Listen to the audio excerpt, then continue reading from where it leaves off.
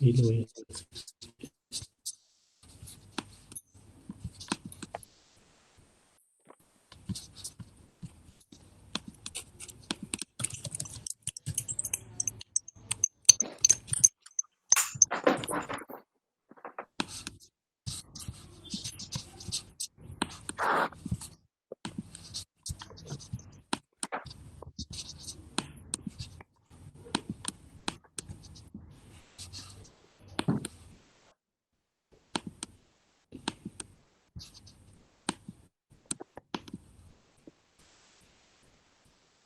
A ver si alguien entra al capítulo 10, chicos, y ahí ya está cargado el artículo de Tirol, ya lo pueden bajar así. Dice presentación Tirol. Si ya lo tienen listo, digamos. ¿Alguien tiene alguna pregunta, algo así ya antes de empezar? No sé si alguien quiere preguntar algo. Vamos a dar un minuto a que lo bajen mientras tanto de Moodle. Fabricio, hay más clases todavía ahí hasta el miércoles y no sé si la semana que viene todavía, porque no oficialmente el semestre, ya me fijo en el calendario.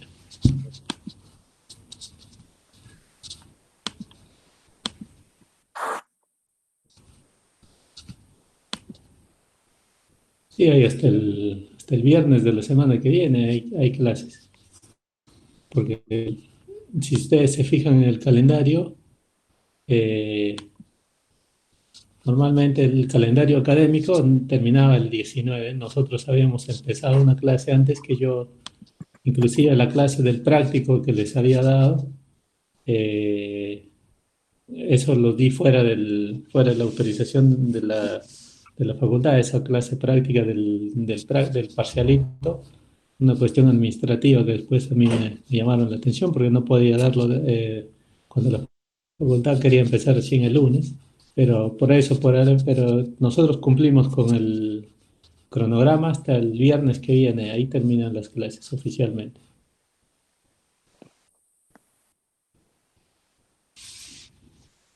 No sé si Bueno, tienen otras preguntas, ya puedes empezar si no. ¿Eh? dale, dale, mejor. Empezamos en que la gente se vaya sumando.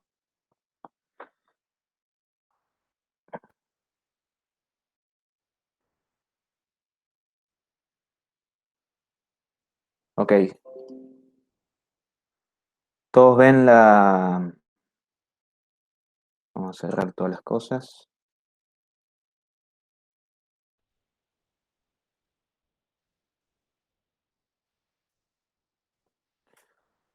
¿Se ve el que estoy compartiendo la pantalla? Sí, se ve bien. Genial. Bien.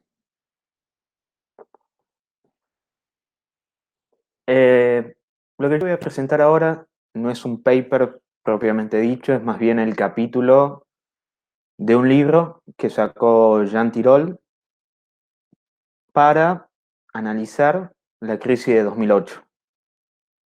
Este en particular es el segundo capítulo de este libro, en el cual va reuniendo opiniones de diferentes autores, y este capítulo 2 lo escribió él, así que es correctamente decir de que es de Jean Tirole, digamos, porque si ustedes van al libro van a ver, bueno, muchos autores. Así que yo lo que voy a hacer, normalmente, bueno, es un capítulo largo, voy a presentar algunas de las ideas principales de Jean Tirole, es decir, no es que esta presentación, que bueno, ya Fer se las va a enviar, no es que va a servir como resumen del capítulo del libro, sino más bien como un esquema. O sea, sí, Ya Fer. lo tienen, Walter, ya lo tienen en Moodle, así que en el capítulo 10 ya está disponible. Ah, bueno, genial. Pueden descargarlo entonces a esta presentación para ir viendo, si es que quieren volver, si es que, bueno, quieren adelantar lo que ustedes quieran. Pero bueno, esto. Si ustedes simplemente leen la presentación, quizás les va a quedar un poco insuficiente. Yo lo que he ido buscando es, bueno, esto es como sacar las ideas principales a modo de que ustedes lean el artículo y después cuando terminen de leerlo, que es largo, no van a saber, bueno, qué de todas las cosas que dijo, que son muchas, es lo importante, y bueno, ahí puedan volver a la presentación y separar, ¿sí? Lo digo porque, bueno, van a ver, está dentro de todo bien estructurado este capítulo, está dividido por partes. Si ustedes agarran cada una de las partes, van a ver de que la presentación tiene menos partes que el libro. Hay algunas de estos incisos que yo ni los toco ni los pongo, pero bueno, por esto, porque no me parece a lo que apunta Jean Tirole, digamos.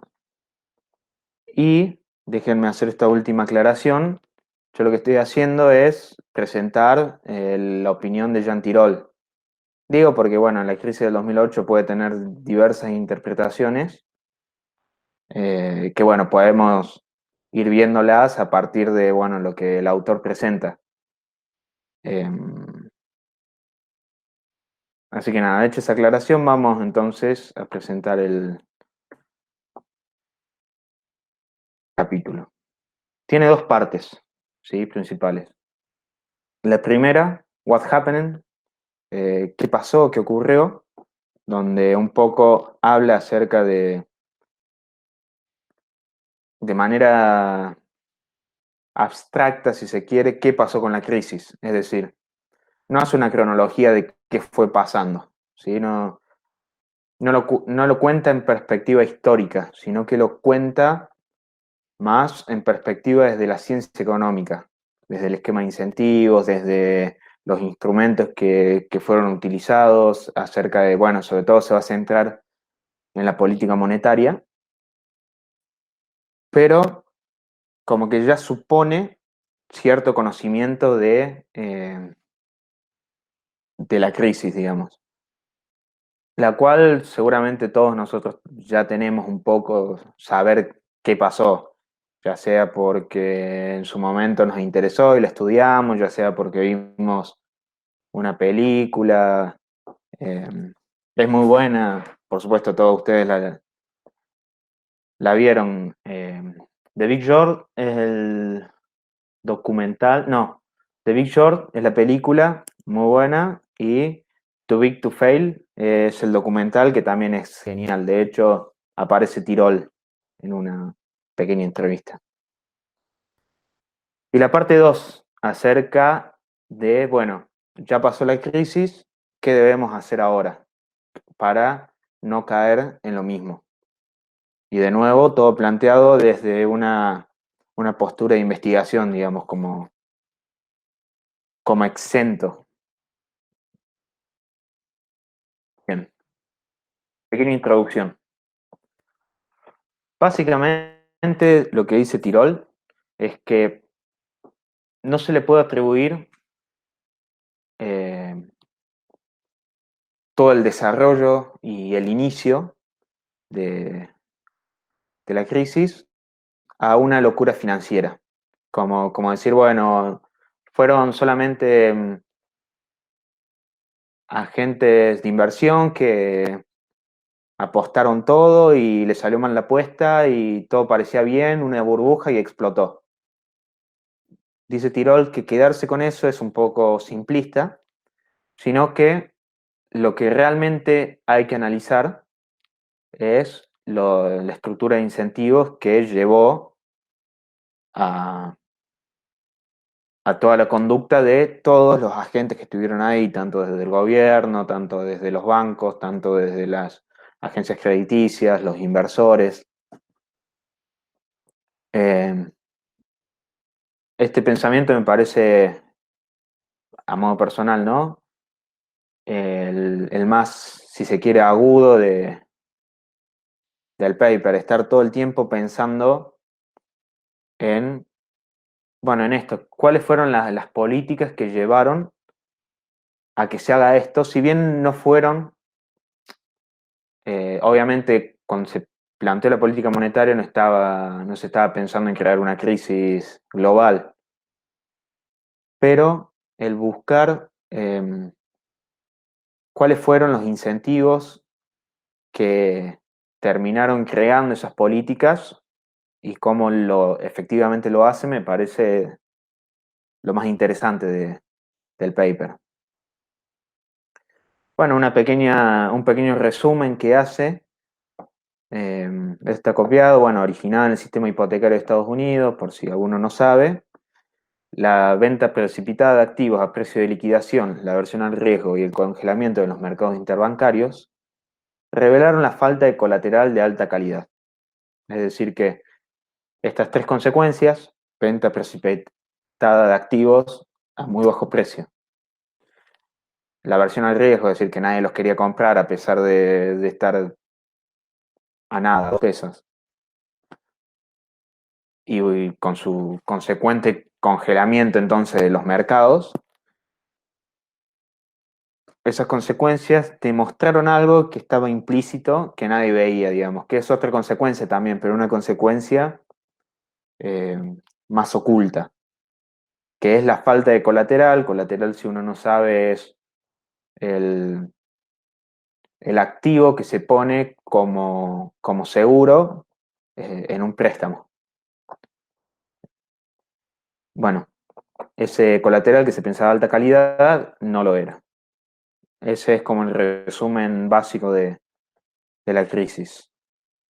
Y este último mito que trata de derribar Tirol, de que no fue una crisis subprime, es decir, no es que quedó solamente abocado al mercado de hipotecas, sino que este fue el detonador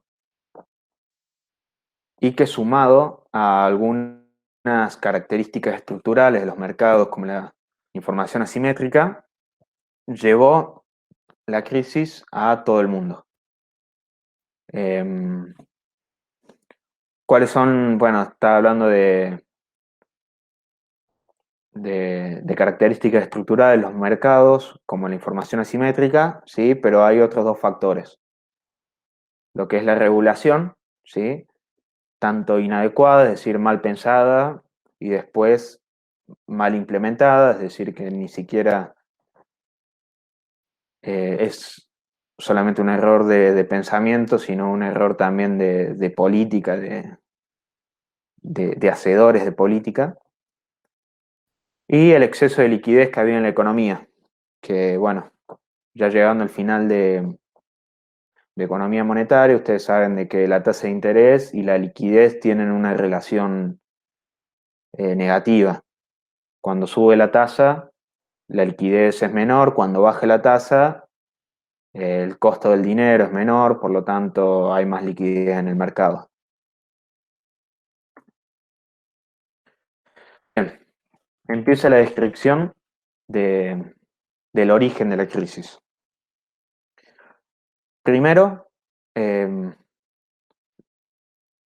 acá estoy haciendo una cronología, no está en Tirol, pero bueno, yo la voy haciendo. Lo que hubo es estas políticas a favor del mercado inmobiliario, que se pueden resumir en 4. Una tasa variable, en la cual, bueno, vos comprás una casa a plazo.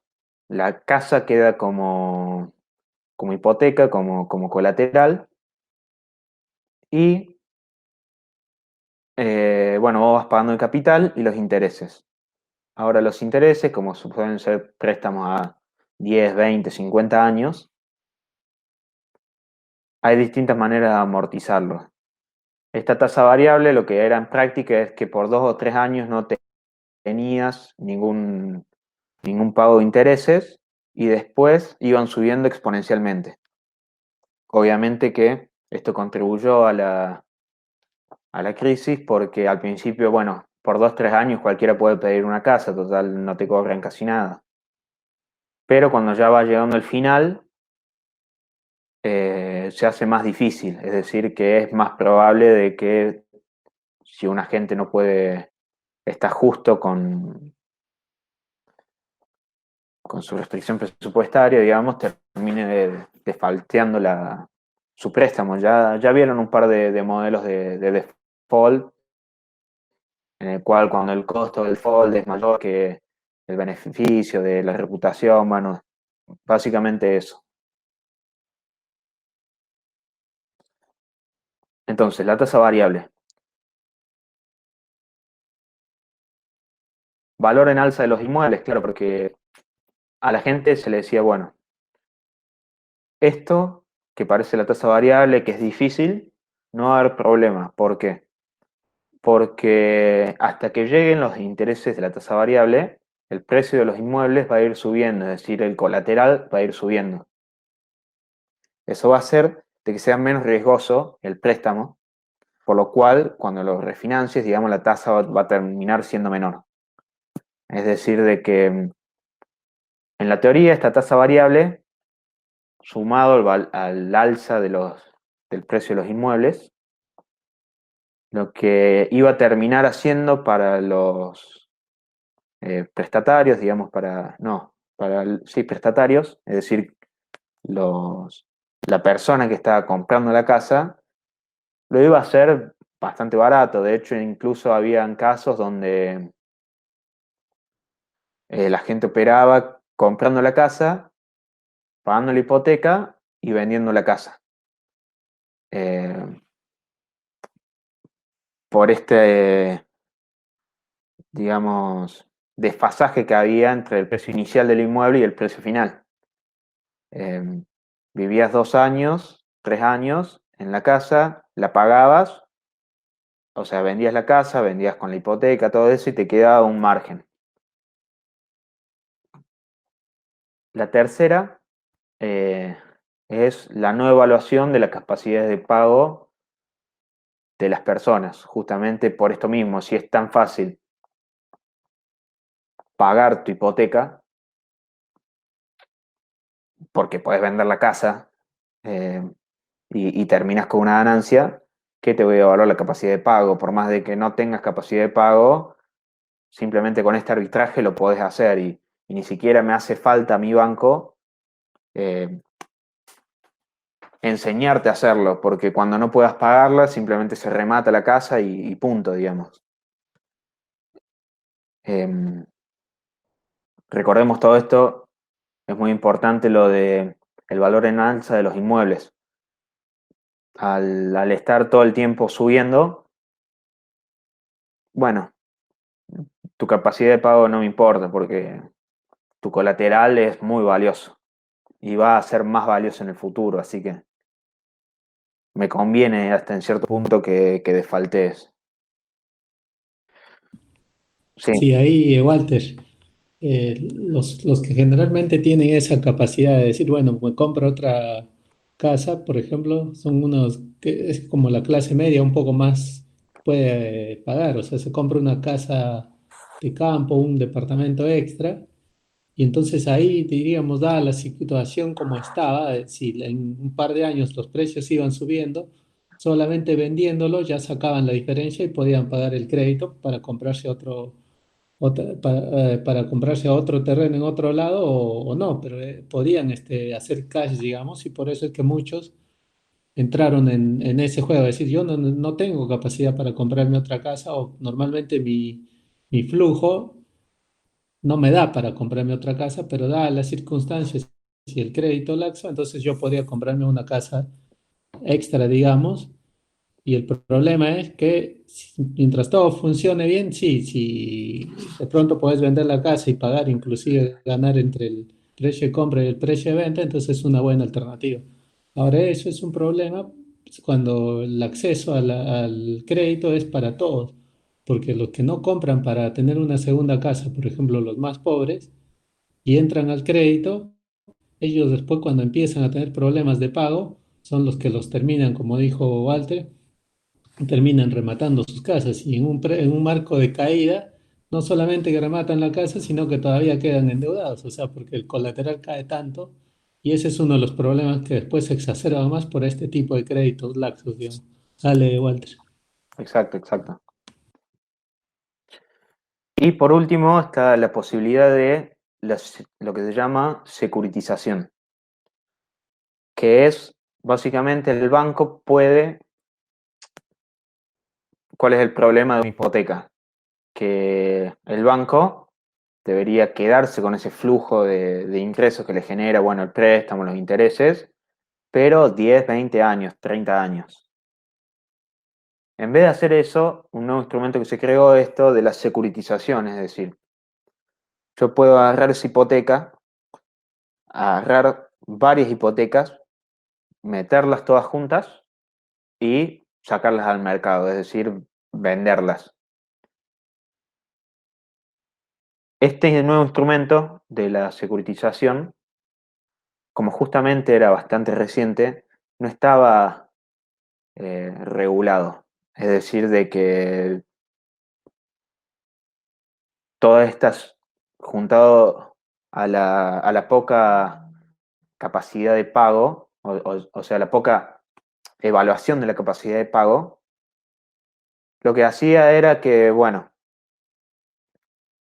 vamos a agarrar 20 hipotecas, tanto la de clase media alta, que está buscando comprarse una casa de campo, como decía Fer, como la de el de bajos ingresos, que está buscando comprarse su primer casa. Por supuesto, las dos tienen diferentes riesgos, o sea, la capacidad de pago de cada uno es diferente.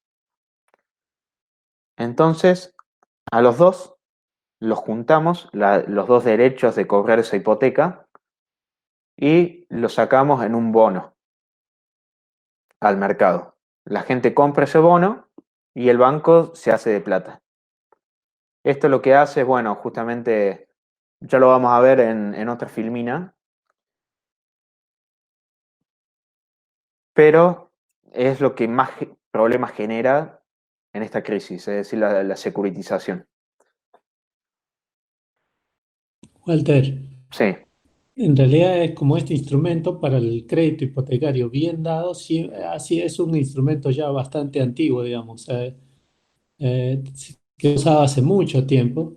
El problema es que ahora es la forma de usarlo ya. Cuando normalmente si a alguien le da un crédito hipotecario y el mercado, por ejemplo, no está en un boom, se le da el crédito hipotecario y al que se le da ya pasó una serie de test. Por eso es que es era uno de los, la securitización era casi como confiable. Vos te ofrecían un título de hipoteca, un conjunto de un bono que ya lo hacía líquido, digamos, a las hipotecas para que los bancos puedan seguir prestando para vivienda y uno confiaba porque se supone que han pasado con todos los test de acuerdo a las reglas que había en los tiempos, o sea, tal antiguos, cual. digamos, antes se podía comprar así. Dale, Walter. Y además es conceptualmente muy seguro porque yo estoy poniendo 20 hipotecas en una sola.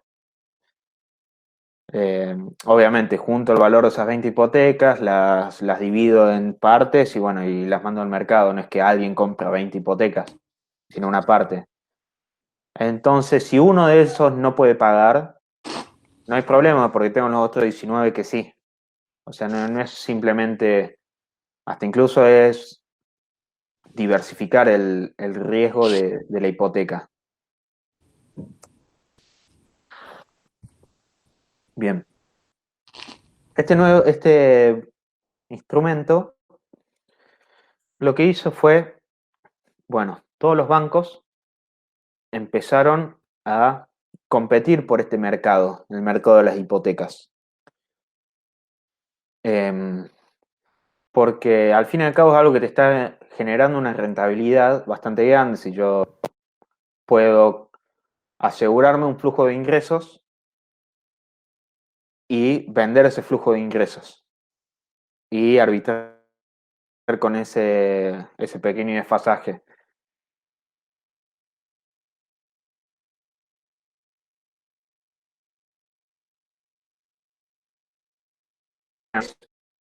Y simplemente es comprar y vender todo el tiempo, algo que un banco no suele hacer. Entonces, bueno, esto provocó, como dice acá, la competencia entre bancos y una caída de la tasa de interés a tanto prestatarios seguros, ¿sí? Como los no seguros. Pero el problema es que después cuando explote todo, no te van a salvar los prestatarios seguros, los que sí pagan. ¿Por qué? Porque su fracción es muy chica. Lo que está terminando haciendo es, ya lo vamos a ver un poco mejor, pero aumentando las hipotecas poco seguras y disminuyendo proporcionalmente las hipotecas seguras, ¿sí? En la política monetaria. Después de lo que fue la, sí, la crisis de los .com, las burbujas de las .com en 2000, se vio en Estados Unidos una baja de tasas como pocas veces en la historia. La tasa estuvo por varios años cerca del 1%, 2%, incluso la de largo plazo. Y esto es importante porque, bueno, por estos tres puntos que están acá abajo. Acá dice tasa de interés de corto plazo porque es lo que dice Tirol, pero son ambas en verdad. ¿Cómo cimientan entonces estas bajas tasas una crisis? Bajando el costo del capital y fomentando el endeudamiento. Y sí, obviamente el costo de pedir un préstamo es la tasa de interés que te cobra. Mientras menor sea ese costo, mayor va a ser la cantidad de préstamos que se hacen. Lo dejamos ahí. Hacen el endeudamiento de corto plazo relativamente más barato comparado con el de largo plazo y estimulan una simetría en los vencimientos. Claro, si suponemos una tendencia natural o una curva de corto y largo plazo, sin intervención de política, vos al bajar la tasa de interés de corto plazo, lo que estás haciendo es que la persona que tiene pensado tomar un préstamo a tasa variable, por ejemplo, en muchos años, lo que termina haciendo es tratando de decir, bueno, no, voy a aprovechar la tasa de interés actual, que está muy baja, para endeudarme ahora. Entonces, todos los préstamos se van acumulando sí, en los primeros años de deuda, es decir, todos tienen que pagar y todos tienen que cobrar ahora, digamos. Entonces, no hay un flujo controlable de ingresos y egresos, sino que está como todo ya en este momento. Y, bueno, las bajas tasas de interés obviamente es como afecta en las expectativas de la gente a la hora de, bueno, esto que estábamos hablando, el 2 y el 3 lo junté, acerca de cuál va a ser el perfilamiento de deudas que va a hacer el gobierno, ¿sí? Es decir, que si vos no podés pagar, es decir, hay una crisis, hay un default, lo más probable es que el Banco Central baje la tasa. Esto lo plantea Citirol, pero bueno, nosotros como economistas conocemos lo que es la trampa de la liquidez, eh, en la cual llega un punto donde es imposible bajar la tasa, pero también es muy difícil subirla. Entonces nadie quiere gastar. Muchos autores plantean que lo que pasó en 2008 se puede interpretar como esta trampa de liquidez. Sí, es más o menos lo que está planteando Tirol acá.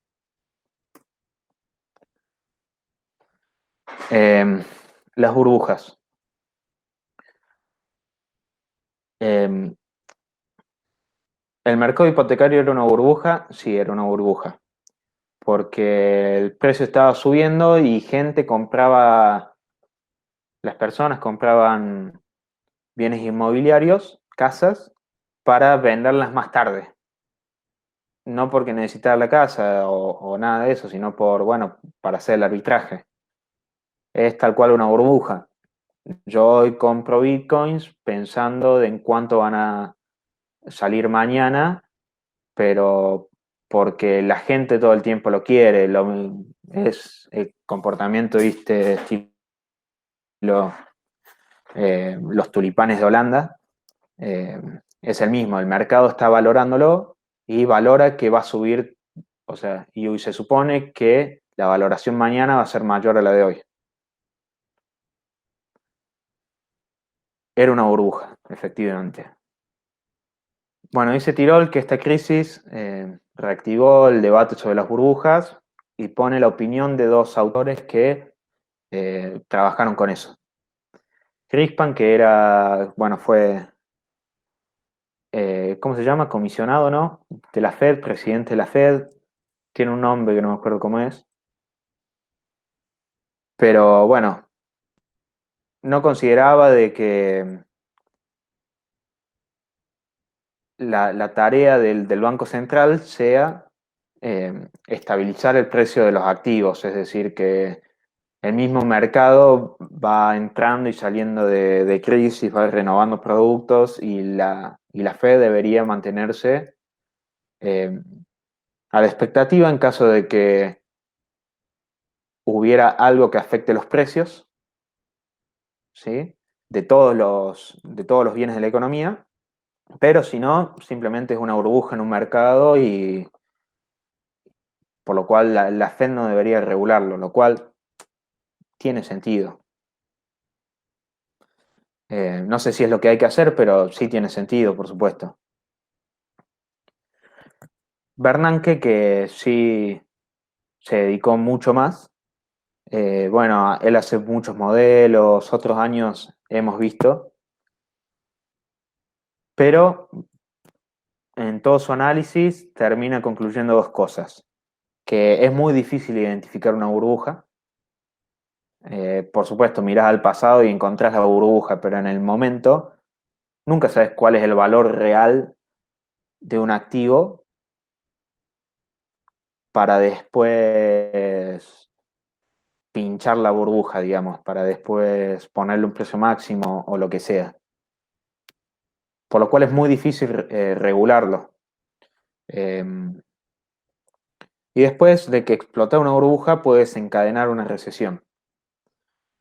Y no está claro, bueno, de que los costos de desencadenar esa recesión temprano sean menores que hacerlo tarde. Porque, bueno, ustedes saben que la política monetaria no, o bueno, la macroeconomía en general no tiene un solo canal, digamos, de influencia. Cuando vos tocas una variable, estás tocando varias. Y es muy difícil saber qué va a pasar.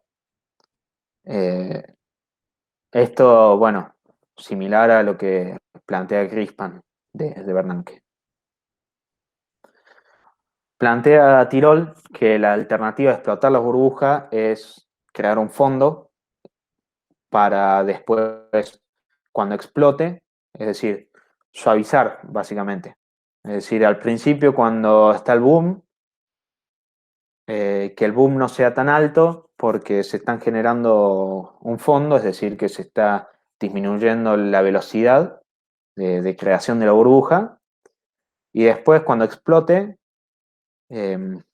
ir soltando todos los fondos que fue acumulando, digamos, algo así como aplanar la curva de aumento y disminución de precios. Bueno, típicamente contracíclico, ¿no? De economía. Y plantea esto de que es importante identificar quiénes están involucrados en la burbuja para saber a quiénes va a afectar y cuánto. Lo cual no es, eh, no es fácil de saber, digamos. Por supuesto, con las hipotecas, ¿a quién va a afectar? A los bancos y y a los que pidieron préstamos hipotecarios. Sí, bueno, pero ¿a quiénes más? Porque después los bancos venden esos activos en el mercado secundario, o ni siquiera el mercado secundario, el mercado primario, y lo compran ciertos inversores seguros. Pero después también se crean CDOs, es decir, opciones sobre esos activos, es decir, que ya está afectando a muchos inversores que no tienen nada que ver con el mercado inmobiliario. Y al mismo tiempo eso están comprando seguros, entonces ya está afectando a las compañías de seguro. Bueno, hacer todo el trayecto es lo que está planteando Tirol.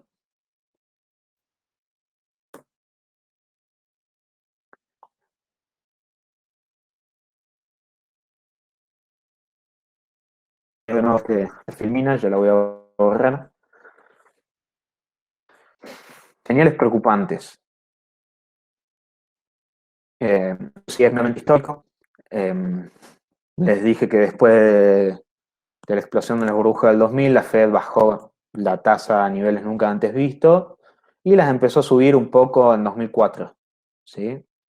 Eso es como inicio de la suba, digamos. No es que ese año haya subido mucho, pero sí que se vio que la tasa la dejaba de mantener baja y la empezaba a subir de a poquito. Es decir, que en 3 años la tasa se quintuplicó.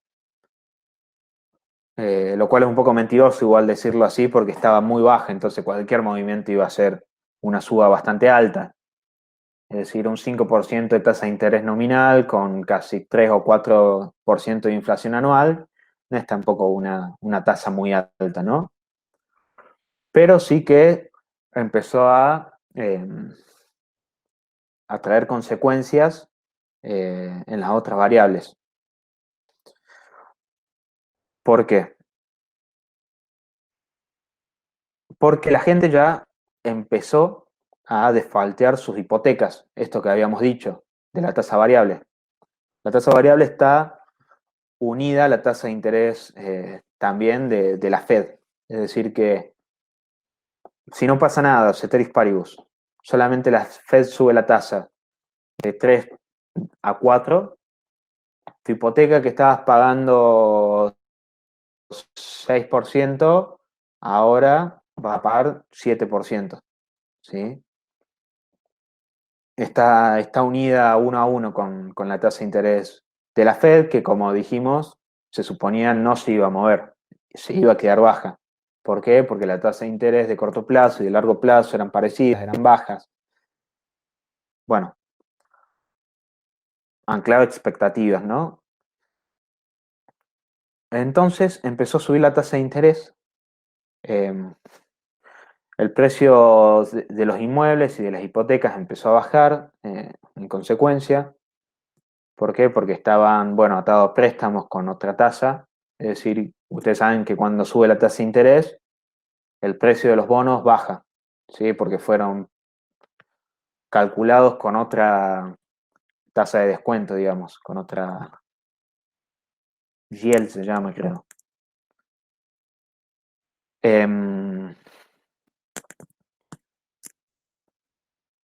Bueno, por supuesto el costo para los bancos ante un impago de la hipoteca es mayor mientras más baja el precio de los inmuebles. ¿Por qué? Porque la hipoteca es cada vez menor. Es decir, si me falté ahora cuando la casa vale menos, lo que yo puedo obtener en una subasta es menor, ¿sí? Entonces, estos paquetes securitizados empezaron a bajar de precio o no subir tanto, ¿sí? La crisis explotó, bueno, es difícil saber cuándo explotó, pero finales de 2017, principios de 2018, ¿sí? Pero 2006, mediados, ya se veían problemas. Walter, 2007, 2008, si no, dijiste 17, 18. Ah, perdón, Eh, disculpen. eh, Sí, 2007, 2008. Bien, vamos a hablar un poco entonces de un poco más elaborado sobre la securitización. Como dijo Fer, se había inventado muchos años antes con estos propósitos. Permitir a los prestamistas refinanciarse, transformar capital muerto en vivo, que es el objetivo primario que tiene. Pero además permite crear nuevos depósitos de valor, es decir, puede transformar una hipoteca, ¿sí?, en 100 hipotecas. ¿Por qué? Porque la estoy partiendo en varios pedacitos y sacándola al mercado. Y pueden ser 100 hipotecas diferentes incluso, no solamente por la proporción que tienen, por el año el cual se está pagando o lo que sea, sino porque también puede estar unida a diferentes tipos de otros instrumentos, digamos. No es lo mismo juntar 10 hipotecas que juntar una hipoteca y un bono de la Fed. Son instrumentos distintos. Entonces puede crear, como digo, una nueva oferta de instrumentos financieros. Y bueno, permite esto de diversificar el riesgo, que es lo que veníamos hablando. El problema principal que tiene, bueno, la securitización es que,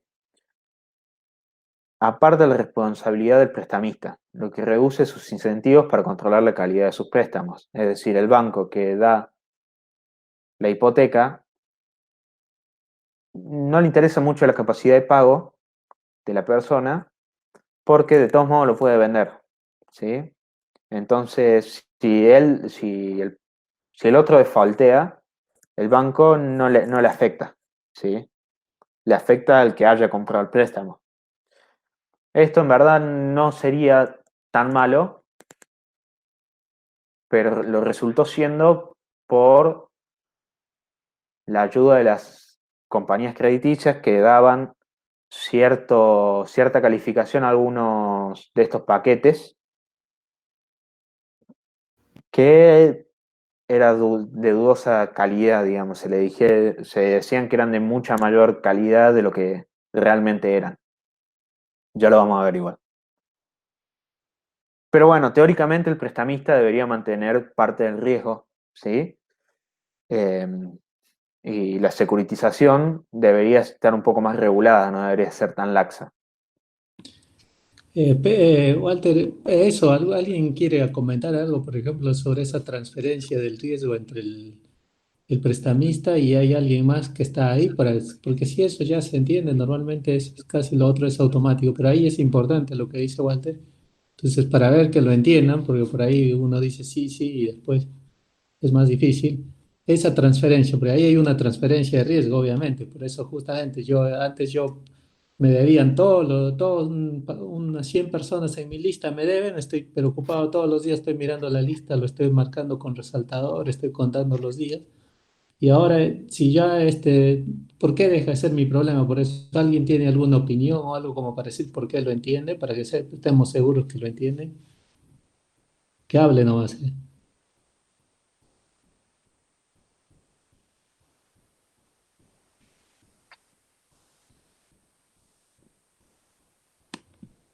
Bueno, Me avisa. cualquier cosa lo vamos viendo, y va Claro. saliendo la...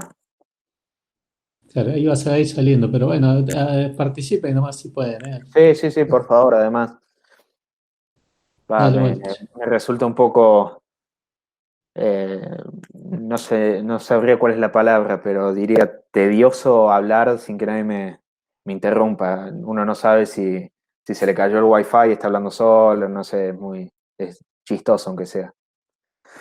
Bien, bueno, a medida de que los préstamos se fueron volviendo más riesgosos, los bancos empezaron a eh, retener una menor parte de estas hipotecas, es decir, que se se da una correlación entre aumentar la securitización, por un lado, y por otro lado, aumentar los préstamos riesgosos. Es decir, que cada vez las securitizaciones eran más riesgosas. Y bien, llegamos a las agencias de calificación crediticia. Tirol empieza siendo eh, sí, una salvedad, tratando de verle no sé si lo bueno, digamos, porque no lo está planteando en términos morales, pero le está dando como este beneficio de la duda a las agencias crediticias de que los instrumentos eran bastante nuevos. Esto de la securitización en el mercado inmobiliario, junto con otros bonos, meter los paquetes de hipotecas, bueno, la securitización en hipotecas era bastante nuevo, dice Tirol. Entonces, tampoco era tan fácil calificarlas para las agencias. Pero ahora sí empieza con lo que fueron haciendo las agencias. O el incentivo, el esquema de incentivos que hacía que las agencias se comporten de esta manera. Uno de los principales era esto de emitir informes preliminares. ¿Por qué? Porque junto al segundo, que es explicar a las entidades financieras cómo estructurar sus instrumentos para obtener una determinada calificación, hacía de que, bueno, sea más fácil obtener una calificación alta. Simplemente tenés que hacer lo que la agencia te dice que hagas. Es decir, vos ya diste el préstamo, sí, de una. Bueno, pero mándamelo, yo te digo qué veo más o menos, te hago una pequeña corrección y le ponemos la calificación más alta. Lo cual eh, da incentivos a ser discrecional, ¿sí? Sobre todo esto, no es en sí mismo malo, pero aumenta, digamos, la discrecionalidad de cómo actuar. Es decir, si vos pones algo súper riesgoso, yo puedo buscar la forma, entre los dos busquemos la forma de que, bueno, eso se camufle un poco. Después, bueno, esto, por supuesto que cuando uno imagina los incentivos que puede tener sobre las agencias de calificación, que el pago de comisiones sea de acuerdo al valor de los instrumentos, es decir, a la calificación que se le da, bueno, es obvio que a las calificadoras les conviene evaluar con notas altas los bonos, ¿sí? Es decir, si a mí me van a pagar más por poner un mayor valor, bueno, no necesariamente voy a hacer algo ilegal, pero ante la duda voy a poner, por supuesto, la que sea más alta, la calificación más alta, por más de que no necesariamente lo sea. Y esto ha ayudado a que el mercado estaba bastante concentrado. Las calificadoras de riesgo son dos o tres. De hecho, una quebró con la crisis, ¿no, Fer? Y quedaron Moody y Standard & Poor's, ¿o no? Creo que sí. Y creo que una, como se le llevó a la crisis. Escuché ahí un comentario. Sí. Bien. Eh, Siguiente punto. La transformación de los plazos. La tarea de un banco del sistema bancario es tomar depósitos de corto plazo, es decir, depósitos en cuenta corriente hasta plazos fijos y transformarlos en préstamos de largo plazo, por ejemplo, las hipotecas. Eso es lógico, asegurar un flujo de fondos en el corto plazo, es decir, todos los meses una persona deposita su sueldo y lo va gastando todos los meses. Y gracias a eso el banco puede arbitrar y darle a otra persona esa plata que no está utilizando. Obviamente hay cuestiones de multiplicador ahí, pero simplificándolo es eso, transformar depósitos de corto plazo en préstamos de largo plazo. Ahora, una suba de las tasas puede generar un problema en la cartera de los bancos, porque los préstamos a largo plazo ya están otorgados, ¿sí? Y los de corto plazo no. Entonces, para captar depósitos, yo voy a tener que captarlos a un costo más grande ¿sí? Pero por ese dinero, el beneficio que pude sacar con ese dinero ya está un poco determinado. Ese es el principal problema que puede tener para los bancos. Obviamente que si indexa los préstamos a largo plazo, eso disminuye. Un poco lo de las tasas variables era por eso, pero quedan muchas cosas que, que no están indexadas, ¿no? Bueno, en ese momento un gran número de intermediarios financieros habían tomado un préstamo a un gran monto con vencimientos a corto plazo y los bancos transferían los títulos a los conduits. ¿Qué son los conduits? Son los bancos de inversión que tienen los bancos. Es decir,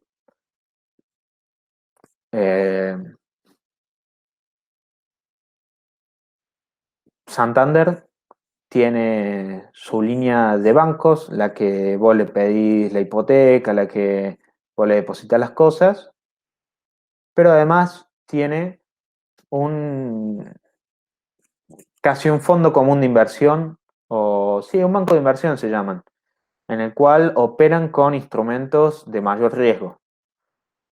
Un banco quizás no puede tener esos instrumentos porque pueden afectar la reputación del banco, eh, pero con estas subsidiarias sí que puede. Y, y bueno, y en la práctica lo que terminan haciendo es que, bueno, todos, por ejemplo, las securitizaciones y todo eso, se lo fueron pasando a los bancos de inversión porque efectivamente sabían cuál era el valor que tenía y podían cubrirse, tomar seguros, digamos. Hay una cuestión de información asimétrica ahí. Pero bueno, todos estos préstamos riesgosos los iban, se los iban otorgando a los conduits para no afectar la reputación del banco. En el sistema financiero cada vez habían más bancos de inversión, habían bancos que podían tener incluso varios conduits, los cuales por supuesto están mucho más expuestos que los bancos tradicionales. Esto significa que el sistema financiero es un poco más frágil que en una situación donde no hubiera tantos conduits.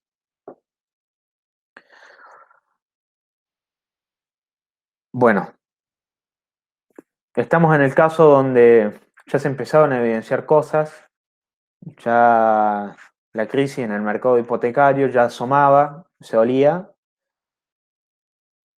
un poco que se iba a trasladar al mercado financiero también, podría ser. Entonces la Fed puede hacer dos cosas: bajar la tasa o mantenerla baja, digamos. Estamos hablando de 2006, 2007, que es cuando la tasa ya estaba en 5%, ya había aumentado bastante.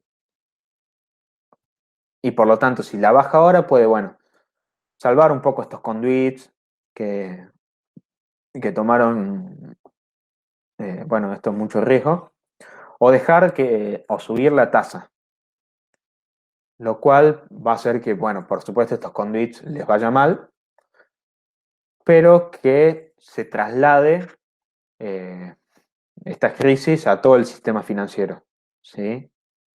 Porque, ¿qué pasa? Le va mal a los conduits, de pronto le va mal a los bancos, de pronto le va mal a un banco y puede haber una corrida bancaria, por ejemplo, ¿no? Esto es un ejemplo, no es lo que estaba pensando la Fed, pero eh, bueno, Tirol está haciendo un poco referencia a esto. La Fed lo que hizo fue bajar la tasa, lo cual tuvo tres consecuencias: hacer que las instituciones sigan con un mal comportamiento, con esto de los conduits, con las securitizaciones, con todo lo que podía. Es decir, que es como Eh, sí, bueno, en vez de actuar contracíclica, fue muy procíclico. Eh, disminuyó el ahorro, lo desincentivó, lo cual va a ser importante, sobre todo por la falta de liquidez que va a haber más adelante. Y bueno, indirectamente esto que plantea Tirol de que transfiere recursos de los prestamistas a los prestatarios, quizás no tiene tanto que ver con la crisis, pero bueno, sí en la evaluación de la política de la Fed tiene que estar.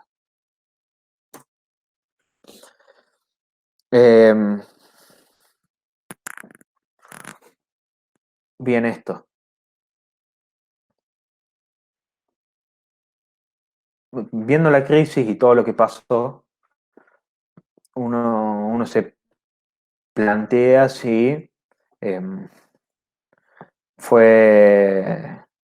¿por qué no hubo más supervisión?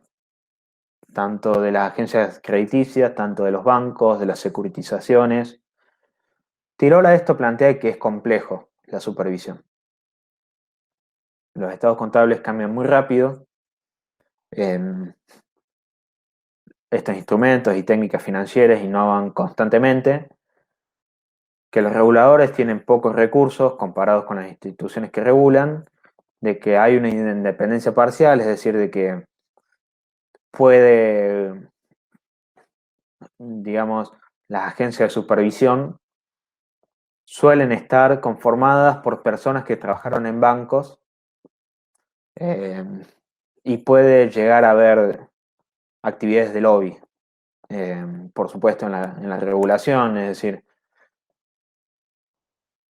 lo normal es que los bancos traten de, en la medida de si pueden, afectar las políticas que sus reguladores planean, ¿no? Y después esto de que, bueno, los bancos son internacionales y pueden elegir su sede y cuáles van a ser sus regulaciones, por lo menos principales. Entonces, hay como cierta competencia entre los países por ver quién tiene una regulación más laxa, o si no es más laxa, no tan dura, porque el país con la regulación más dura no va a tener ningún banco internacional, ¿sí? O muy pocos. Y las instituciones financieras aprovecharon estas dificultades que tiene la supervisión de sí, esto no son tres maneras de hacerlo, sino que tres características que tuvo este aprovechamiento de la regulación imperfecta. Los bancos de rescatar sus conduits, obviamente sin tener el deber de hacerlo porque son instituciones diferentes, pero están salvando los instrumentos financieros que ellos mismos habían creado, es decir, bueno, afecta la reputación, esto que ya habíamos hablado.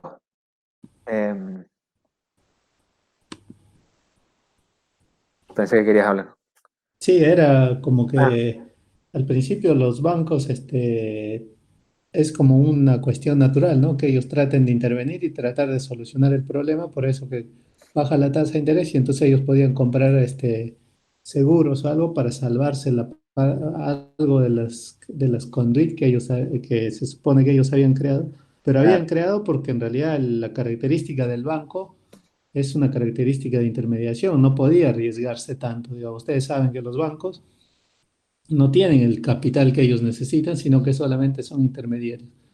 Pero esto de crear estas empresas como subsidiarias, que total las calificadoras de riesgo las calificaban como separadas de las instituciones, pero al estar respaldada por ellas mismas, que supuestamente tenían un grado de calificación muy alta, había un problema que las calificadoras de riesgo, para no perder el cliente, que era supuestamente el banco en sí, era bastante, eh, o sea, calificaba, no cumplía con los requisitos, entonces su instrumento financiero también ellos lo extendían al instrumento financiero a través del conduit que se creaba aún cuando el mejunje que hacían en la securitización, todos los bonos de hipotecas que incluían, no todos calificaban en el mismo sentido para ser triple A, pero solo ellos directamente como sufrieron un riesgo de captura. Es decir, si nosotros no lo vamos a calificar, se lo van a llevar a otra calificadora, igual les va a calificar, entonces más vale que nosotros los califiquemos para que estemos bien, digamos. Entonces, eso fue el principal problema. Por eso yo le decía que hay una transferencia de riesgo, de que uno cuando presta, uno tiene ahora que asegurarse que cobre, pero si ese préstamo después se lo vende, yo lo que tenía, todas esas hipotecas, se lo vendo a Walter, ahora total, Walter ya me pagó una parte, el valor actual de lo que yo quería de eso, y ahora yo puedo pues, seguir prestando para generar más hipotecas. Ahora yo sigo haciendo la cobranza porque es parte del banco, digamos, su estrategia, pero ya no soy el dueño. Entonces ahí es cuando también eso que permitía que uno tenga ese comportamiento irresponsable, era el dueño indirecto de las conductas, pero si el mercado funcionaba bien y el boom andaba bien, eso no me molestaba. Cuando empezó a funcionar mal, ahí es cuando se empezó a ver, ahora qué hacemos. Al principio el banco dijo, bueno, despierto y voy a tratar de salvar a los conduitos o comprar seguros para salvarlo, pero mientras la tasa de interés sea baja, hay un exceso de liquidez, o sea, el banco va a querer seguir prestando, entonces todavía no se acababa la crisis. Dale, Walter. Sí, y no es solamente salvar a los conduits, sino salvar la propia securitización que había hecho el banco. Me viene una parte de la película de The Big Short en la cual, bueno, los que habían comprado los swaps de default estaban chivazos porque se había desatado toda la crisis y el precio de las hipotecas de estos activos seguía subiendo. Es decir, que ellos no iban a cobrar nada. Y se explicaban, che, ¿cómo puede ser que sigan subiendo si acaba de explotar todo? Y decían, es porque los bancos lo están comprando. Bueno, es justamente lo que dice acá, los bancos estaban comprando esos instrumentos financieros que no valían nada para mantener su precio y al mismo tiempo, mientras lo iban comprando seguros eh, en otras instituciones. El problema fue que cuando efectivamente explotaron, es decir, no pudieron mantener más el precio de los activos, esas compañías de seguros quebraron porque no podían hacer frente a todas las obligaciones que tenían. Entonces, cuando quebraron esas instituciones de seguro, cuando el banco ya tenía instrumentos que no valen nada, lo que pasó fue que, bueno, quebró el banco.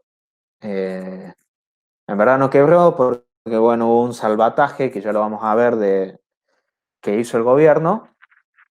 Pero bueno, esto incrementó muchísimo la fragilidad financiera de las instituciones.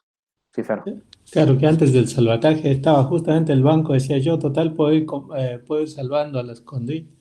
Total, si me pasa algo, me va a salvar la Fed, pero en realidad cayeron todavía algunas. La Fed cuando se dio cuenta, cuando, cuando decidió no, cuando decidió no hacer el salvataje más, probablemente tendría que haberlo continuado, porque ya el problema de riesgo moral ya estaba creado y si decidían no intervenir, ya se venía la crisis. Entonces ellos al decidir tarde no intervenir, ya los bancos habían tomado decisiones de tener esos activos y ahora ya los bancos también ya no eran tan solventes como al principio. Entonces eso también es un poco por qué la crisis se extendió además, porque el banco, la Fed, digamos, tomó decisiones como muy tarde, digamos, no tomó las correctas. Porque si al principio les dejaba caer, bueno, todo el mundo sabía que iban a caer, probablemente ya hubieran limitado el problema de riesgo moral, pero si no caían y la tasa de interés era baja, decía, total, cuando más problemas tenga, la Fed me va a salvar. Y eso después se extiende el problema porque no va a la solución. Dale, Walter. Exacto. Bueno, y este dato que tira Tirol acerca de Basel II, que de pronto las hipotecas, como bueno, se creían que eran tan seguras, bueno, tenían menores requerimientos de capital, es decir, que vos tenías que guardar menor parte de esas hipotecas, eran más líquidas, básicamente. Lo cual, bueno, había aumentado el crecimiento del sector. Bien. Lamentablemente la regulación es en una crisis procíclica, es decir, de que actúa después de que explota todo y bueno, si vos no hiciste la tarea antes, la va a tener que hacer en medio de la crisis y a costar, va a costar mucho, va a aumentar en cierto punto la crisis para después poder salir un poco de ella. Esto es lo que plantea Tirol. Eh, Bien, entonces en la recesión los requerimientos de capital aumentan.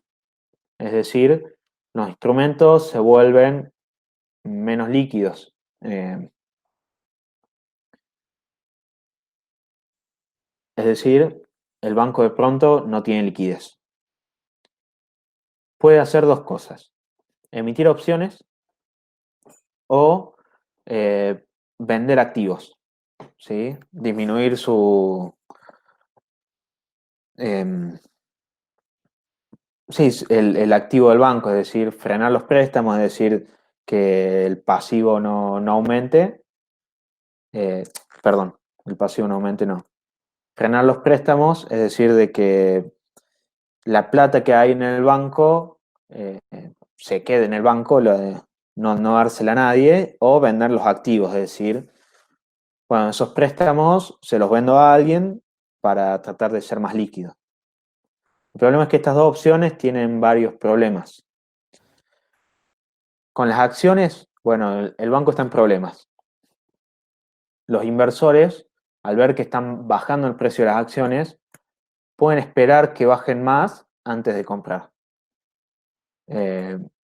Si nadie compra, entonces, y el banco está vendiendo, está colocando nuevas acciones, eso va a hacer que incluso baje todavía más el precio de las acciones y los inversores puedan pensar de que van a bajar todavía más. Bueno, se hace este círculo vicioso. Además de eso, de que, bueno, por supuesto hay ciertos inversores que no quieren comprar acciones de una inversión, de una institución que está en problemas, por supuesto. Esto hace que en los periodos de recesión es más difícil vender acciones. Y con lo otro, con lo de vender los préstamos que ya se hicieron o dejar de otorgar préstamos, bueno, con los activos que vos estás tratando de vender, pasa algo parecido con las acciones. Todo el mundo está tratando de vender esos activos, entonces el precio baja mucho, eh, por lo cual vas a necesitar vender todavía más de esos, porque son todavía menos. Bueno, el mismo círculo vicioso que con las acciones. Eh, y el problema de frenar los préstamos es que ralentiza la economía, tanto en términos globales como la del banco en particular. El banco vive de dar préstamos, no los puede frenar por siempre. En el momento que dejaste de otorgar préstamos, dejaste de generar un círculo un flujo de ingresos y de dónde sacás nueva liquidez. Bien. Eh,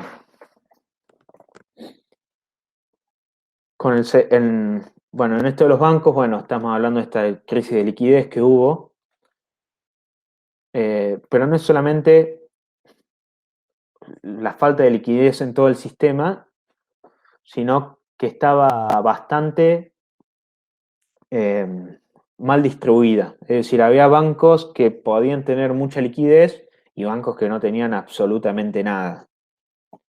El problema es que después cuando hace falta liquidez, y el banco que está bien, sin problemas, muy difícilmente quiera prestarle a otro que está en problemas, porque no sabe si se lo va a poder devolver. Entonces, el problema de la poca liquidez es todavía más grande por esta redistribución imperfecta de la liquidez. Al final el banco que sí tenía liquidez, como la gente vio que quebraba o que esa institución tiene problemas y esa otra también y esa otra también, los del banco que estaba bien efectivamente van a pensar, che, posiblemente no esté tan bien este banco, así que, bueno, voy a ir a sacar mi plata. Y ese banco que pensaba que estaba bien, de pronto ya no está bien. Bueno, la redistribución de la liquidez, digamos, afecta también al problema o magnifica el problema de la liquidez. Sí, Walter, ahí eso que ellos que habían estado viendo la clase de procedimientos operativos, esto es una de las razones porque en este caso los bancos ahora podrían estar aumentando su oferta de reservas, digamos, decidir aumentar sus reservas porque hay un shock. O sea, ellos no saben ahora y tienen que tener reservas extras. Eh, entonces eso hace que el mercado ese de política monetaria también ya sea más inefectivo, porque ahora los bancos están protegiéndose por las dudas pase algo. Y eso cuando, como dice Walter, cuando ya está ocurriendo, no es siquiera por las dudas, ya está ocurriendo. Entonces como que dificulta más la política monetaria en estos casos. Exacto. Bueno, y en definitiva, entonces, si los bancos no se prestan entre sí, no se distribuye la liquidez, se congela tanto el mercado bancario como el resto de los mercados cuando el banco no te quiere dar liquidez. También es un canal que afecta a la economía real, no solamente la monetaria. Y acerca, bueno, ahora sí hablamos de lo que es el salvataje, es decir, la Fed, ¿qué tiene que hacer para proveer liquidez al mercado? Estamos hablando de proveer liquidez, pero también, en cierto punto, solvencia, porque hay bancos que directamente tienen instrumentos que no valen nada. Tienen estos CDOs, tienen los paquetes, los paquetes, los cuales, bueno, están constituidos por hipotecas desfalteadas y cuyo colateral hoy no vale nada porque bajó abruptamente el precio de las viviendas.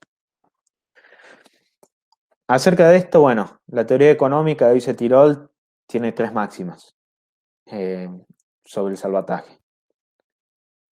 Ok, el Estado se hace cargo, pero tiene que ser compensado cuando sea posible, es decir, cuando todo se normalice. La institución que debió ser salvada tiene que estar puesta bajo supervisión. Después va a discutir un poco esto Tirol, porque bueno, la supervisión no es fácil. Y lamentablemente los tenedores de acciones no deben recibir nada más que, bueno, el propio el propio salvataje que el sistema hizo, que el gobierno hizo al sistema, digamos. No es que no pueden mantener inflado el valor de, de las acciones de los bancos, porque no valen eso, efectivamente. Entonces, lo- el- los propietarios del capital deben eh, recibir el castigo, lo podemos decir así, o las consecuencias de las acciones de la empresa, porque si no se puede fomentar bueno, el mal comportamiento, ¿no? Por el esquema de incentivos, ¿sí? Hay tres alternativas a la participación del Estado: nacionalizar el banco, por lo menos un tiempo. El problema es que no necesariamente el gobierno puede hacer bien la tarea del banco. participar mediante acciones preferenciales o garantías, lo cual, bueno, no necesariamente es suficiente para alterar la conducta de los privados, ¿sí? Y separar a los activos tóxicos eh, de los sanos. El tema es que, bueno, no necesariamente el gobierno sabe cuáles son los sanos y cuáles son los tóxicos, ¿sí? Pero bueno, al fin y al cabo, tampoco es tan inútil el gobierno haciendo estas cosas, entonces puede limpiar la cartera de los bancos, ¿sí? Obviamente estoy poniendo palabras de Tirol, ¿no? Y simplificándolas. Bien, hasta ahí es la parte 1. ¿Qué pasó? Ahora, ¿qué debe hacerse? Se plantea Tirol. Dos cosas principales o dos grandes tópicos. Por un lado, promover la protección de los consumidores, informarlos de los riesgos, es decir, resolver un poco el problema de selección adversa que hay entre el, el banco que otorga la hipoteca y la persona que después compra el paquete con la hipoteca. El banco sabe más o menos qué onda el que da la hipoteca, pero obviamente la otra persona, el inversor, no lo sabe, no tiene ni idea. Entonces, bueno, ayudar a disminuir esa asimetría que hay, por un lado, y por otro lado, dejar de intervenir en el mercado, en los mercados. Eh, en los mercados en los cuales su acción pueda generar una burbuja, porque los beneficios que puede tener son menores a los costos que puede traer. Eso es exactamente lo que dice Tirol. Es decir, no es que está diciendo que el Estado tiene que dejar de intervenir, sino que la intervención del Estado debe ser, bueno, mucho más a conciencia, ¿sí? Y tratar de disminuir o tratar de afectar lo menos posible el esquema de incentivos.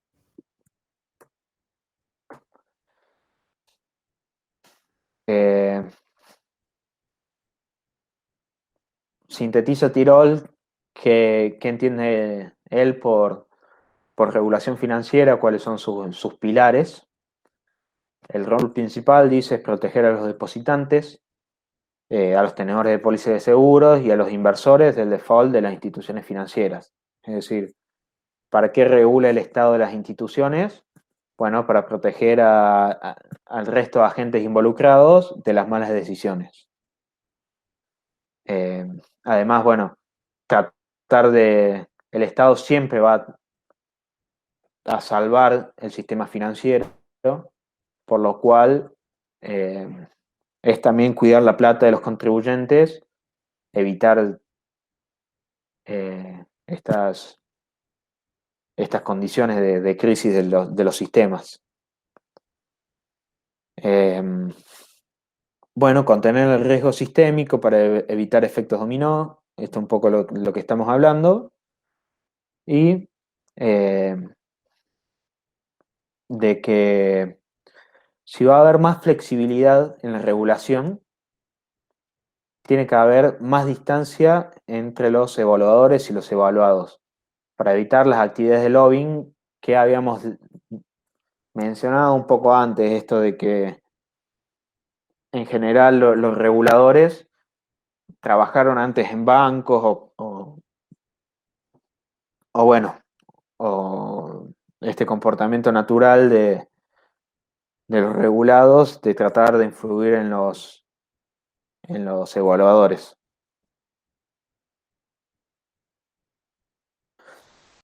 Acerca de qué tanta regulación debe haber. Sí, Sí, eso que vos decís es como que la palabra técnica es evitar, disminuir, porque a veces no se puede eliminar el riesgo de captura. Eso porque en la regulación siempre está y por ahí uno lo explican y todo, pero en pocas palabras eso está tratando de atacar al problema del riesgo de captura que existe, digamos. Gracias. Dale. Y hay otra cosa, perdóname, una cosa. Él cuando habla acá de de los subsidios, se está refiriendo a los subsidios a través del mercado financiero. O sea, una tasa de interés baja es como un subsidio, pero no está refiriéndose a los subsidios como que si llegase a un subsidio a los más necesitados para que tengan su vivienda, porque eso ya está atacando a alguien específicamente, no está generando incentivos adversos, digamos, para el sistema financiero como un todo, digamos. Dale, Walter.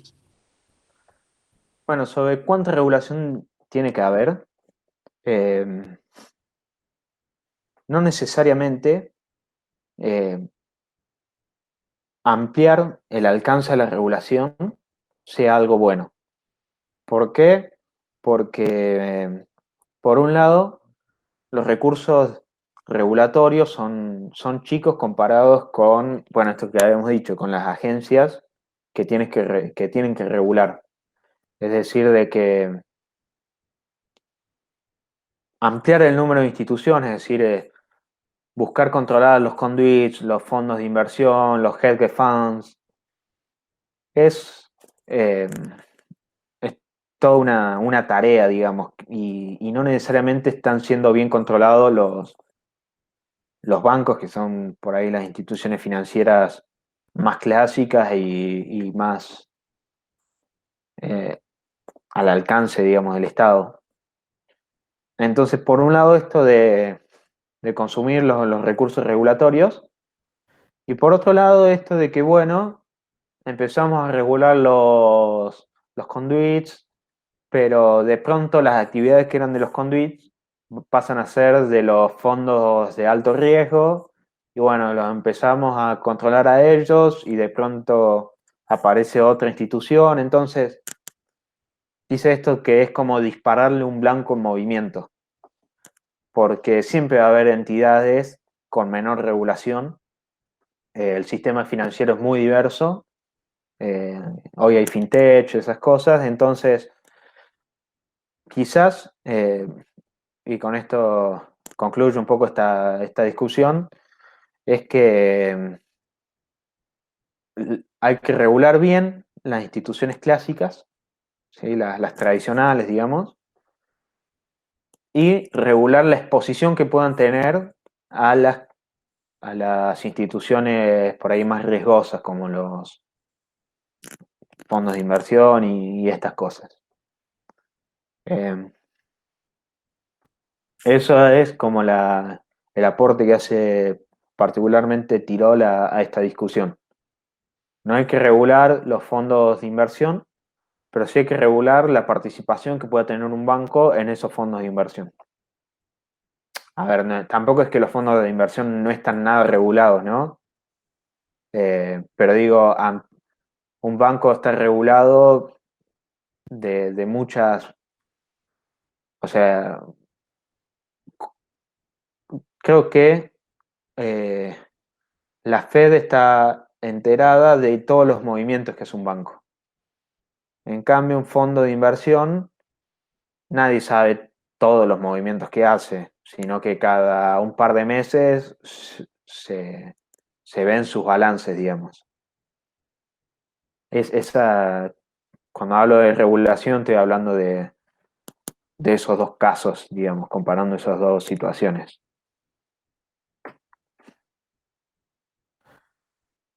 Acerca de la securitización, lo que fueron después las CDOs, que las CDOs fueron opciones acerca del valor de los paquetes ya securitizados. Eh, Dice que bueno, que son muy útiles, pero hacen falta dos cosas.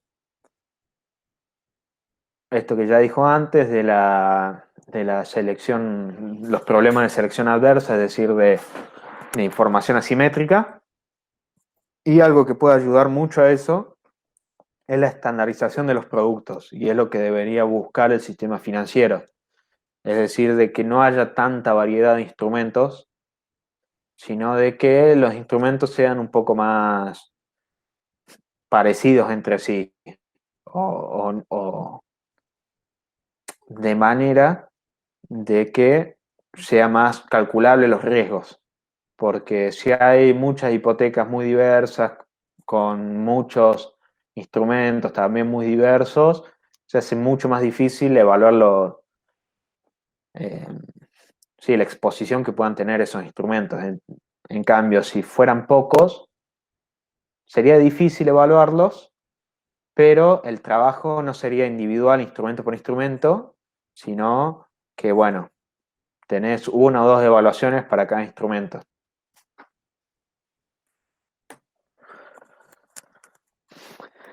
Plantea discrecionalidad para ajustar la liquidez del mercado, ¿no? Lo cual dice, bueno, puede ser malo en caso de que puede ser, por supuesto, peor si se puede afectar la decisión de los reguladores. Pero en una crisis podría ayudar, bueno, por esto de que puede otorgar mayor liquidez, ¿sí? Entonces, por esto plantea Tirol de que está bien de que haya cierta discrecionalidad como en los requerimientos de capital, pero siempre y cuando se asegure esto que había dicho antes, la distancia entre evaluadores y evaluados. Sobre la liquidez, dice que es muy difícil no solamente definirla, sino medirla, más en los bancos, por lo cual, bueno, no se mete mucho en este tema, dice que hacen falta más análisis. Y sobre la solvencia,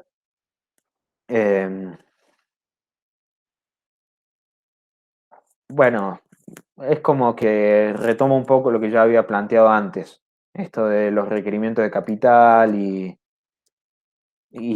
sobre todo, eh,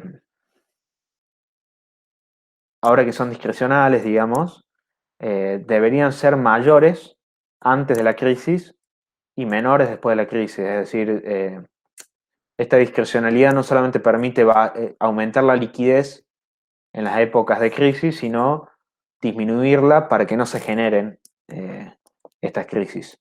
Es decir, que la posibilidad de que el default coincide con shocks macroeconómicos o default de otros bancos.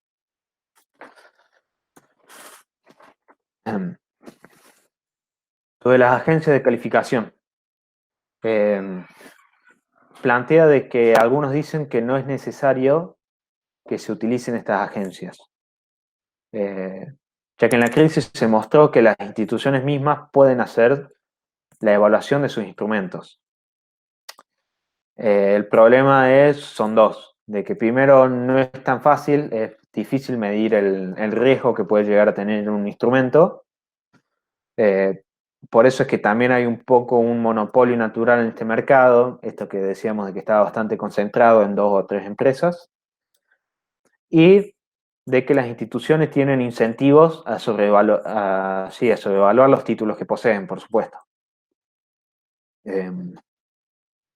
Al fin y al cabo, si después así pueden venderlos a mejor precio después.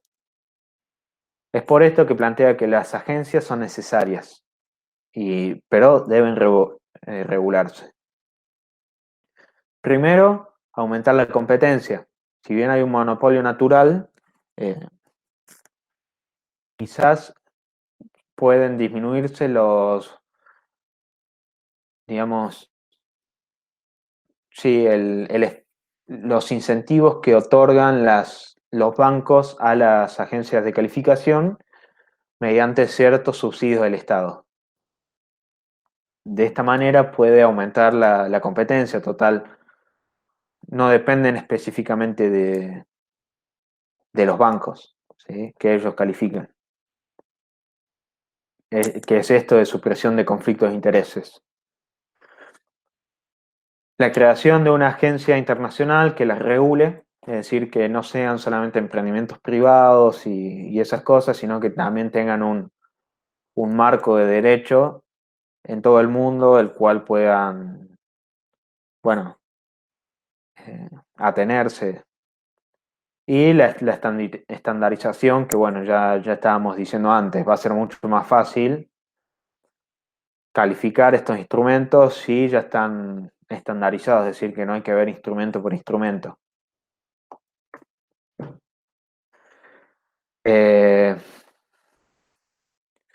Sobre la securitización, dice, sería bueno obligar a los bancos a retener un porcentaje de las hipotecas que dan. ¿Sí? Aunque tiene algunos problemas. Son distintas hipotecas, distintos tipos de títulos, entonces tienen distintos riesgos. No es lo mismo, bueno, si el banco tiene que retener, bueno, se entiende, no hace falta un ejemplo. Entonces, bueno, esto lo del riesgo, lo de las calificaciones, que es más o menos lo mismo, si bien no es lo mismo el riesgo que las calificaciones, están unidos ambos, y que el emisor no se cubra contra el riesgo de las otras, de los instrumentos que retenga, porque si no, bueno, justamente lo está diversificando. Es decir, que puedo seguir otorgando hipotecas que no van a ser pagadas, total, me estoy cubriendo contra ellas. En ese caso, bueno, la medida no tiene ningún sentido, digamos, no tiene ningún efecto. Para disminuir todo esto, plantea implementar un porcentaje fijo, ¿sí? Es decir, te vas a tener que quedar con las buenas y con las malas hipotecas. Y bueno, esto para el último problema es que no se le puede una institución, un banco no puede mantener el precio de los activos que él creó saliendo a comprar o vender para poder mantener su reputación. Es decir, si lo vendiste, no lo puedes recomprar. Con estas dos medidas, el porcentaje fijo y esta no intervención en el precio de los productos que ellos crean, Tirol cree resolver un poco el problema este de la securitización. Y por último, y ya para cerrar la clase, lo que Tirol plantea es que debería haber una estructura internacional, ¿sí?, en la cual puedan supervisarse las actividades bancarias. Porque ya que los bancos son internacionales, hace falta coordinación entre los países, ¿sí?, pero además hace falta un control internacional sobre los bancos, porque la coordinación que pueden tener los distintos países es imperfecta comparado con la que puede tener un banco que opera en diferentes países. Propone que debería centralizarse en Europa esta institución, ya que en Europa, bueno, al ser varios países, puede tener una perspectiva más amplia, aunque plantea algunos problemas con que sea en Europa. Primero, de que no hay un tesoro, como en Estados Unidos, que es la Fed,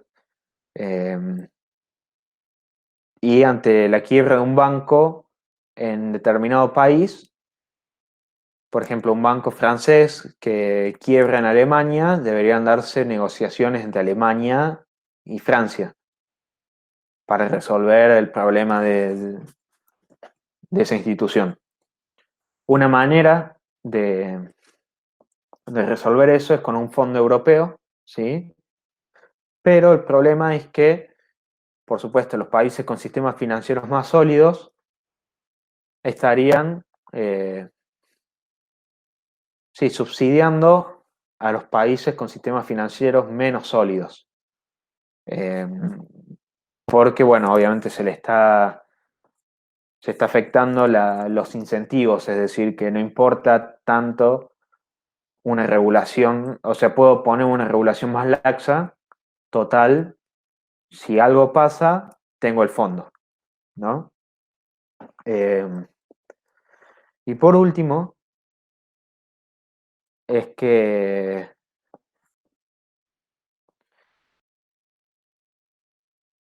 mm,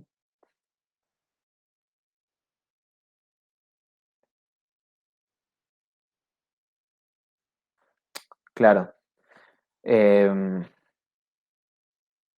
plantea esto de que si un banco entra en default, las subsidiarias que tienen el extranjero deberían ser cubiertas por los países de ese, o sea, sí, por las agencias crediticias de esos países. Es decir, que uno no debería poder cobrarse en su país sede, no podría asegurarse de las actividades que tienen las instituciones financieras en otros países. Eh,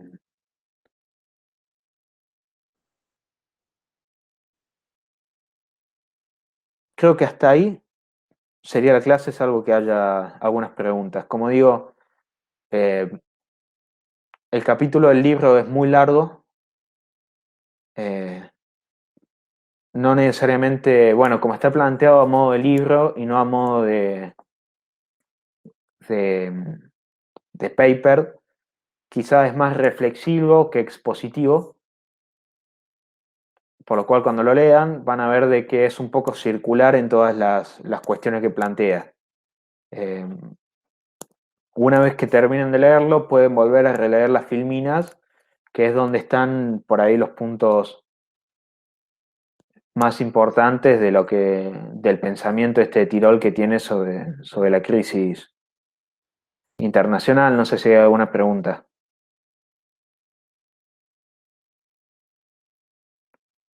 No entendí eso último del seguro en el país huésped.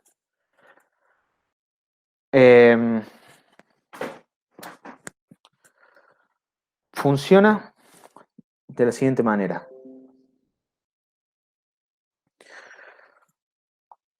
El que un banco pueda cubrirse, lo que está buscando es que no haya tantas divergencias entre las estructuras regulatorias de todos los países. Es decir, tratar de que los bancos no se aseguren de antemano para realizar malas prácticas, ¿sí? Es decir, que no puedan aprovecharse de la seguridad de sistemas financieros sólidos, digamos seguros, para después utilizar, digamos, esa seguridad en comportamientos riesgosos en otros países. Entonces, bueno, vos querés tener un comportamiento riesgoso en un país con regulaciones poco laxas, hacelo. Pero los seguros que vas a contratar son de ese país, de tu país huésped. ¿Por qué? Porque solamente así vas a asumir el riesgo que te genera, bueno, ese comportamiento riesgoso, digamos. Si quiebra todo el sistema financiero, bueno, vas a cobrar, por ejemplo, quiebra todo el sistema financiero de España y vos sos un banco alemán, no quiero que te asegures en Alemania, donde sabes que vas a cobrar. Asegúrate en España que así, bueno, todo el sistema financiero, digamos, se vuelve un poco más consciente de los riesgos que puede generar, digamos. No sé si me estoy explicando, Eli.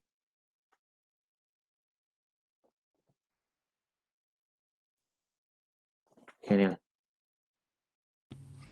Esa pregunta también tiene que ver con que normalmente los países europeos tenían activos de Estados Unidos y al final ellos mismos tuvieron que Exacto.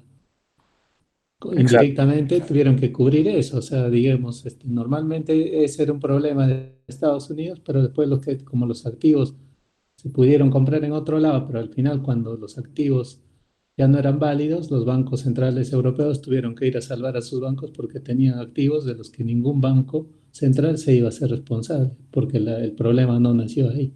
Y es por eso que los japoneses dicen, nosotros no tuvimos el problema del 2008 porque porque no sabíamos inglés.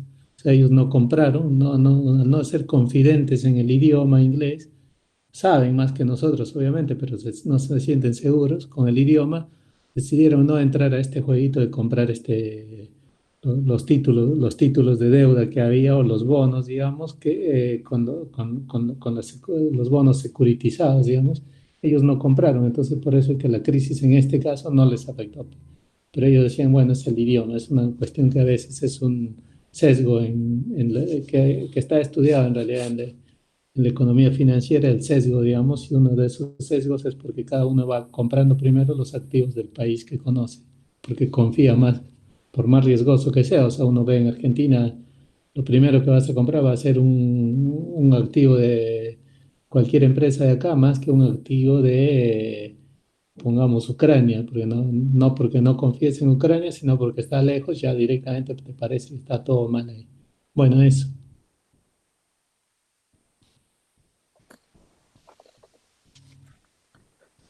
¿Hay Bueno, otra si no, pregunta?